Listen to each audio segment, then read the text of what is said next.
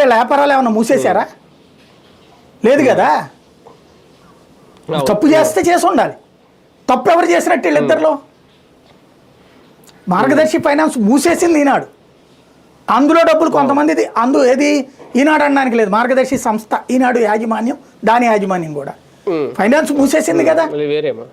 బేసిక్గా అయితే మూసిన మాట అయితే వాస్తవం కదా. మరి ఇక్కడ వీళ్ళదైతే కనుక వీళ్ళ వ్యాపారం ఏం మూసుకోలేదు కదా, నడుస్తుంది కదా. కాబట్టి ఎవడికి ఇది ఓ రకంగా పచ్చి భాషలో, నాటు భాషలో చెప్పాలంటే బలిసినోళ్ళ కొట్లాట. ఇద్దరు ఎవరు గుచ్చి ఎవరు బిగించుకుంటారో చూడాలి.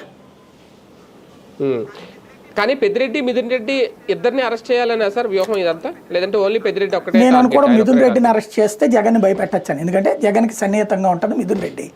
ఒక రకంగా పార్లమెంటరీ లోక్సభ పక్ష నాయకుడే కాకుండా మిథున్ రెడ్డి ఉండటం మూలంగా కాస్త పార్టీ పరమైనటువంటిది, అంటే మిగతా రాయలసీమకు సంబంధించిన నాయకులు స్ట్రాంగ్గా తోడుంటున్నారు.